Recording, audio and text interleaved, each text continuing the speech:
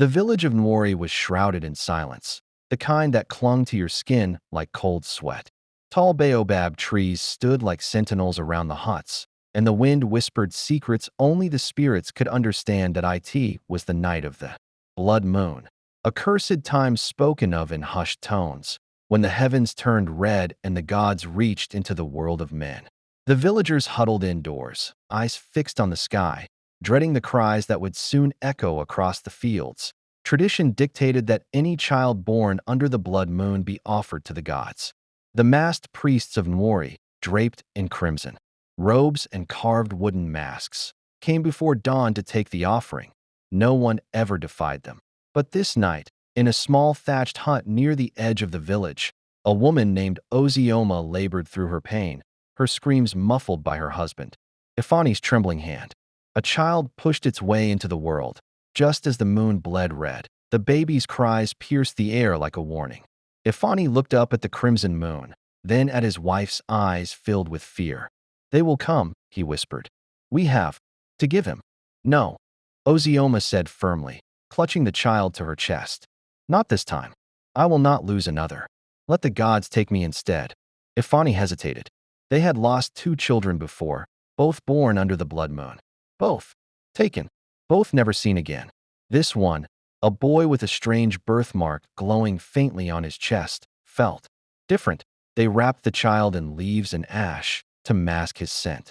Ozioma dug a hole beneath the fire pit and placed a hollowed gourd inside. She laid her son there and covered him with warm cloth and sacred herbs. The masked priests arrived at dawn, their staffs thudding against the ground. Villagers watched from their windows, fearful and reverent.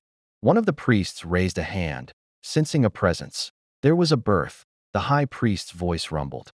"The blood moon never lies. Where's the child?"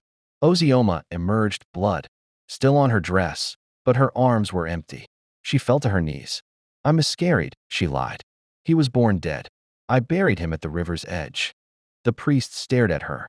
Their masks revealed nothing. The high priest walked past her, entered the hut, and stood by the fire. He sniffed the air. Then, after a moment, he turned. "The gods will judge you." They left in silence. Ozioma ran inside and uncovered the gourd. The baby blinked up at her, cooing softly. Her heart swelled with defiance and dread. That night, the drums began in the forest. Not the usual rhythms of celebration or mourning, but deep, slow thuds like the heartbeat of something ancient waking from slumber. Elders whispered in circles, summoning the oracle of Edu. The oracle, blind and ancient, emerged from a cave with cracked skin and spiderweb tattoos down her arms. "The blood has been denied," she said in a voice like wind through dry leaves. "And now the gods demand retribution. The war has begun." The next morning, the sky was still red. Chickens clucked without heads. Goats birthed stillborns with human eyes. The river ran black. The gods were angry. Ozioma watched as villagers buried the dead animals and muttered prayers. Ifani begged her to flee, but she refused. "If I run, they will follow. If I stay, I may protect him." That night, she dreamed of fire and teeth, of a serpent with wings, whispering her name. 7 nights, it hissed. 7 nights before dawn. On the second night, a mask appeared on her door, painted in blood, cracked down the center. The symbol of the broken pact. Ifani wanted to take the baby to the neighboring town, but the roads had vanished. Where there was once a path, now grew dense forest. Time bent around the village. The baby stopped crying. He began humming strange notes, ancient and melodic, his eyes glowing faintly with the same hue as the moon. The oracle summoned Ozioma. "You have birthed a godchild," she said, touching the baby's forehead. "He is the key, but also the lock. You must survive 7 nights." "Survive?" Ozioma asked. "Yes," the oracle said.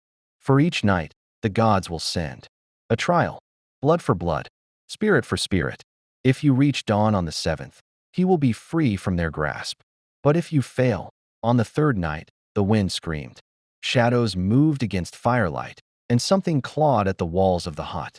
A hand made of smoke reached in, trying to grab the child. Ozioma threw salt and sacred powder. The hand recoiled, but left scorch marks on the baby's blanket.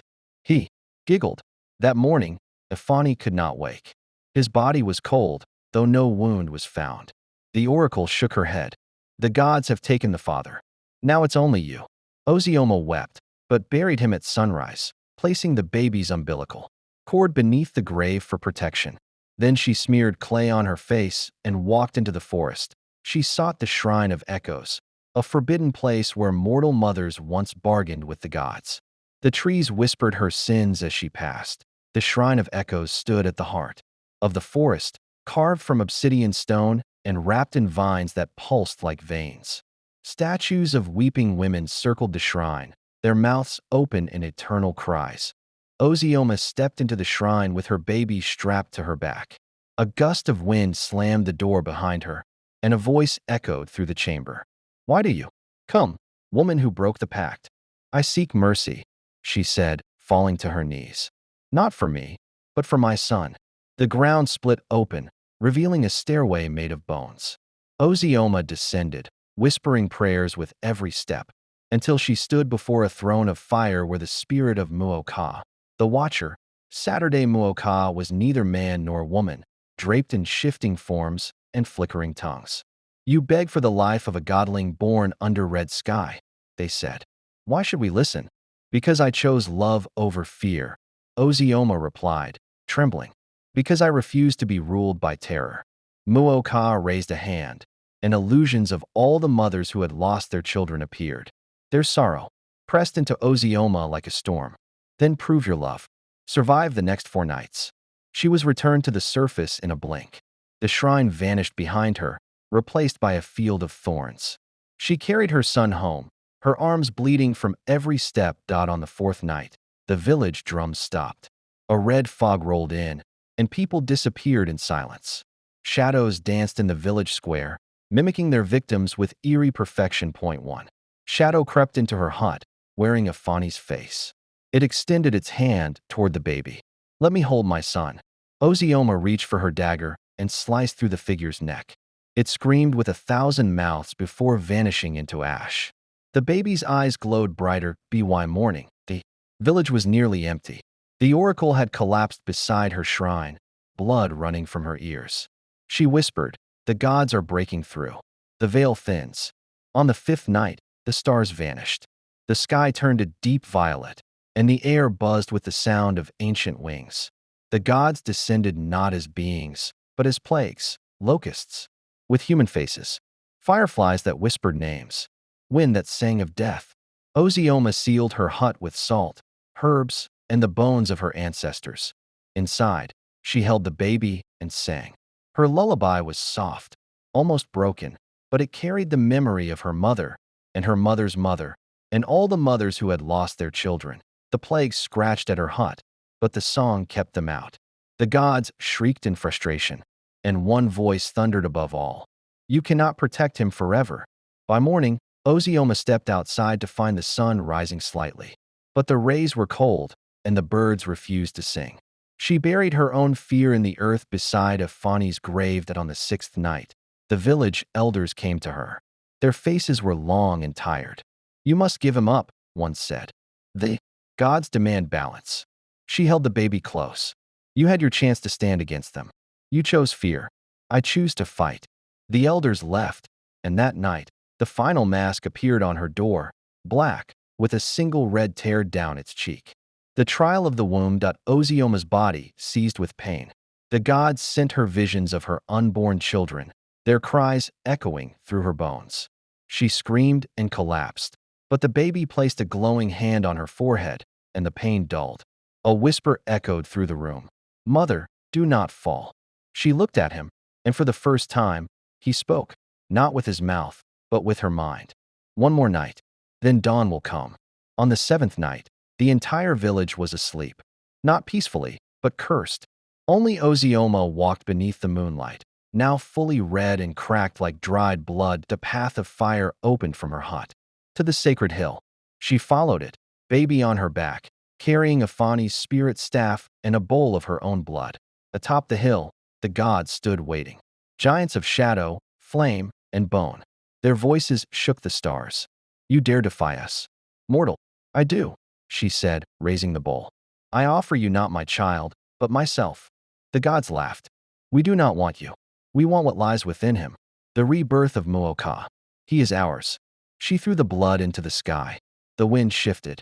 An explosion of light erupted from the baby's chest, forming a golden dome around them that a figure stepped from the light. It was Muoka, now reborn in the form of the child. You have no claim over me, the child god declared. The gods shrieked. The dome pulsed, blasting them back into the void.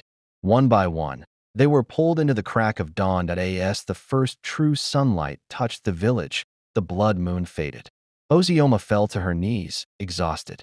The baby, now mortal, cried like any normal child. The villagers woke with no memory of the terror. The oracle's shrine had turned to stone. The forest was calm. The curse was broken. Ozioma buried Afani's staff at the center of the village. She pla